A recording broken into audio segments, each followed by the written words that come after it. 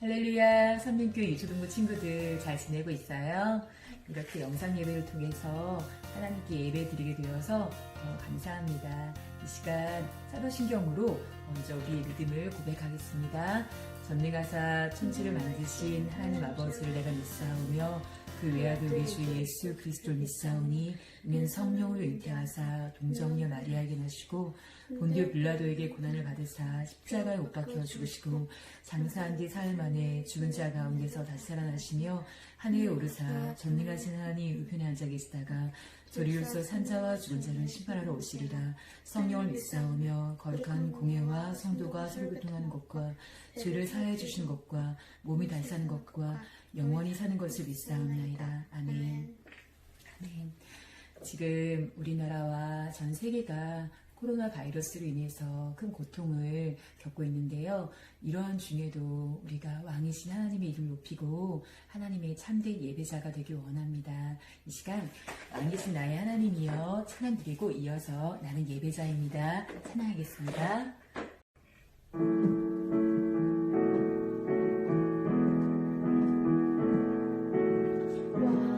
왕이신 나의 하나님이여 내가 주를 높이고 영원히 주의 이름을 송축하리이다.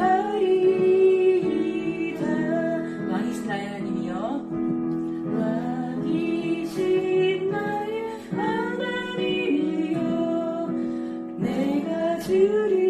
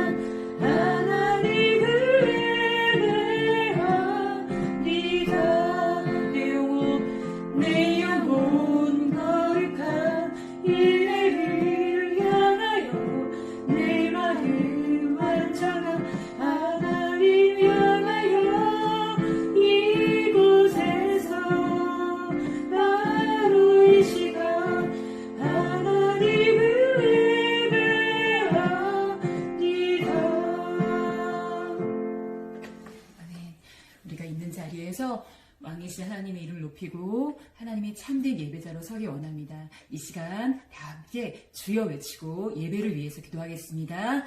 주여 사랑의 아버지 감사합니다. 이 시간 예배드리는 아버지 친구들 한 명 한 명을 축복해 주시고 아버지 기뻐 받으시는 성령의 강력한 임재가 임하는 예배가 되게 해주시옵소서. 예수님의 이름으로 기도했습니다. 아멘. 샬롬 친구들, 일주일도 잘 보냈죠? 다 오늘의 말씀 먼저 읽어보도록 하겠습니다. 자, 성경책 가지고 있으신 친구들은 성경책을 펴주시고 오늘 말씀은 창세기 33장 1절에서 10절 말씀이에요.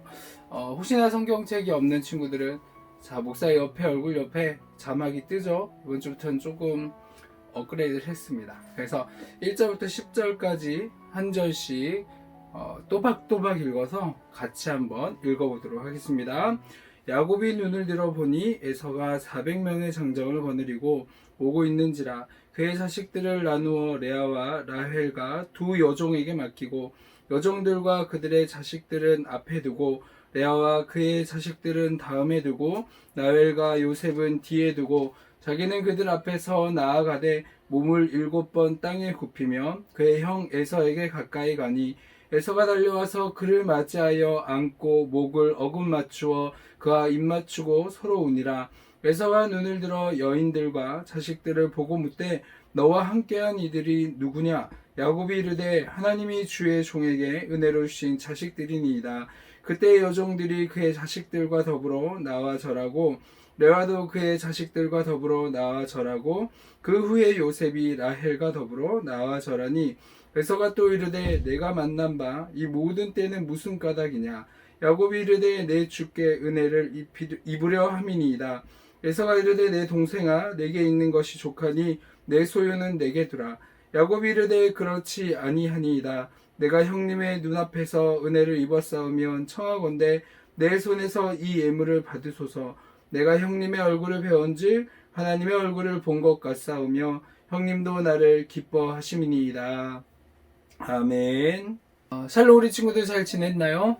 네, 벌써 일주일의 시간이 이렇게 지나갔는데 너무너무 빨리 가는 것 같아요. 지난주 여기 딱 앉아서 처음 녹화를 했을 때는 아무것도 준비된 게 없어가지고 잘 할 수 있을까 없을까 걱정도 많이 됐지만 또 이번 주에는 필요한 자재들이 이렇게 구입이 됐고 방송을 할 수 있는 최소한의 여건은 만들어진 것 같아요.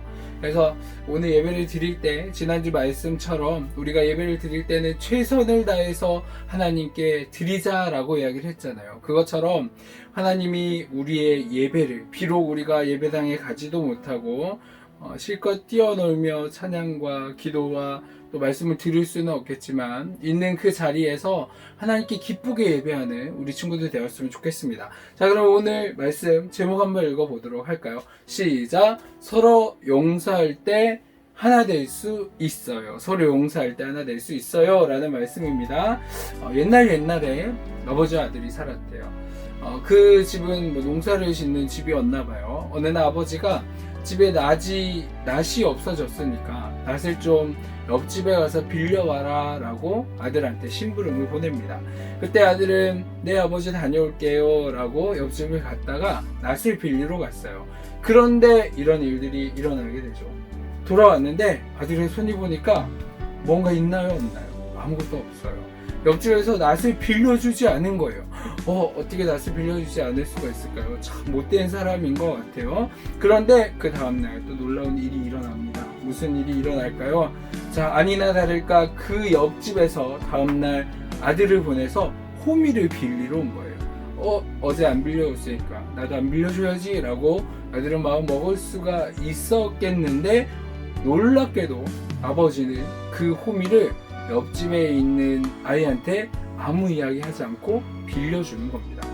그래서 아들은 궁금해하기 시작했어요. 아버지, 이렇게 우리 집은 어제 낫을 빌리러 갔을 때 낫을 빌려주지 않았는데 왜 아버지는 호미를 이렇게 아무 이야기 없이 빌려주나요? 라고 얘기를 했을 때 아버지는 웃으면서 말씀을 하죠. 하하, 내가 빌려주지 않았기 때문에 내가 빌려주지 않으면 그것은 용서할 수 없는 거고 그거는 미워하는 거고 그거는 복수다라고 이야기를 합니다. 그렇지만 내가 그것을 용서하고 빌려주었을 때는 사랑을 한다라고 이야기를 할 수 있겠다라고 이야기를 한 거죠. 이야기에서 느끼고자 하는 것처럼 우리 친구들도 이렇게 용서할 수 있는 사람이 되었으면 좋겠습니다. 용서하지 못하면 복수를 낳을 수밖에 없지만 용서를 하면 사랑이 그곳 가운데 생기게 돼요. 우리들 역시도 이 성경의 이야기를 보면 이 용서함을 통해서 아주 놀라운 일들이 일어난 것을 볼 수가 있습니다. 오늘 본문의 이야기 창세기 33장에서 일어났던 그 내용들이 어떤 내용이 있는지 우리 같이 한번 살펴보도록 할까요? 오늘 인물이 누가 나오죠? 야곱이라는 사람이 나와요. 그죠? 야곱이라는 사람은 어떤 사람인가요?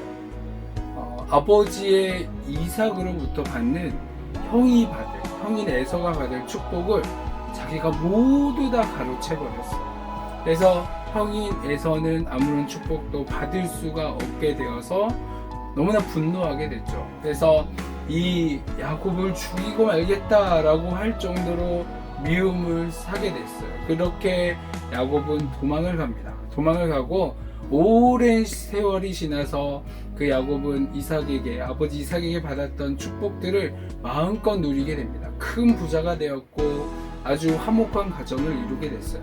그런데 고향으로부터 도망을 쳤었으니까 다시 돌아가고 싶은 곳이 있죠.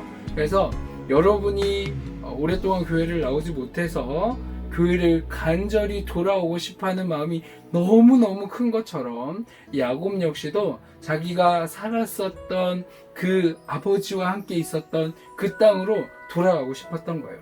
근데 돌아가려고 합니다. 그런데 한 명에 걸린 사람이 있죠. 누가 걸리나요? 바로 형인 에서가 마음에 걸리는 겁니다.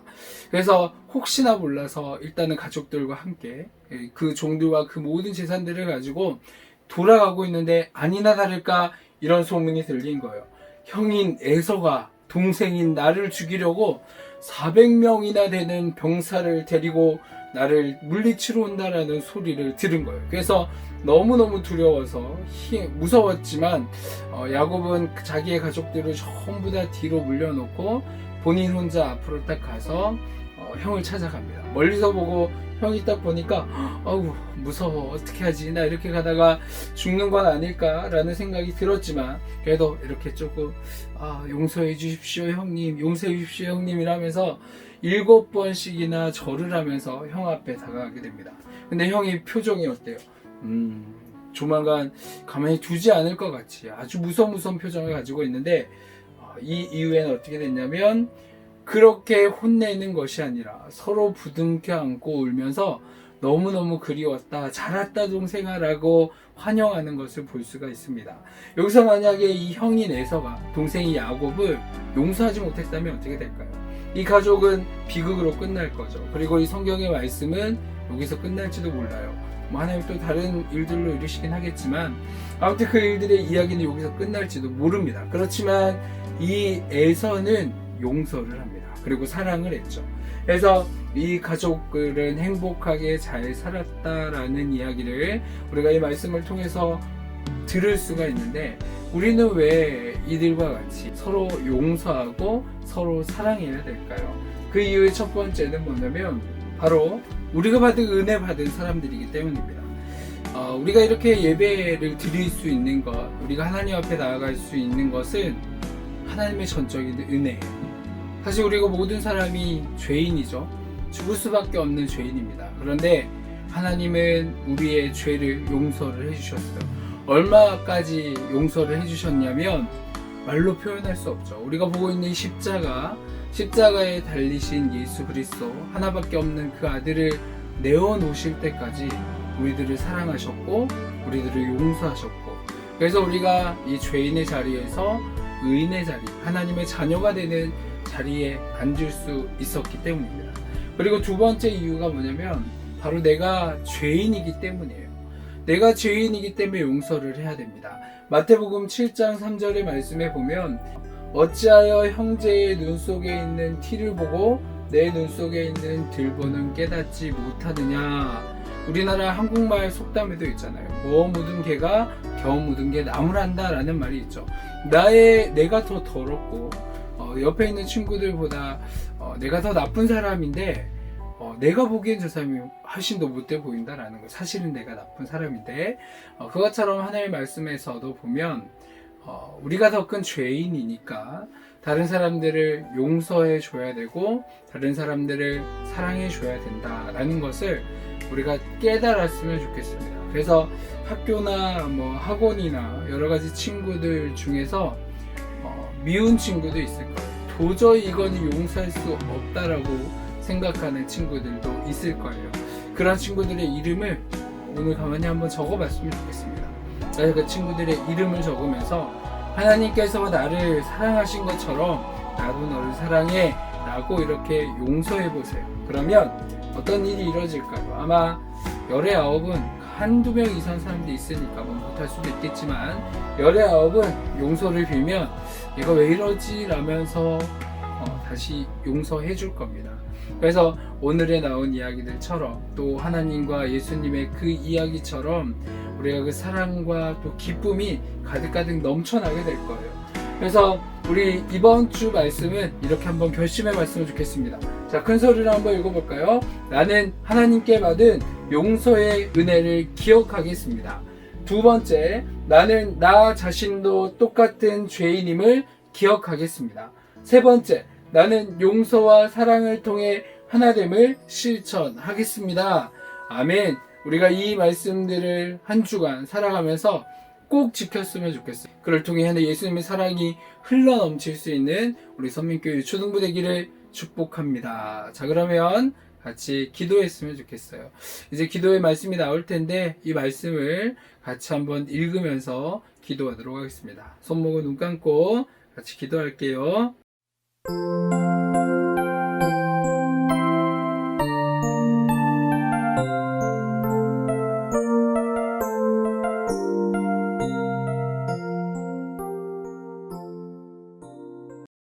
다 함께 주기도문으로 예배를 마치도록 하겠습니다.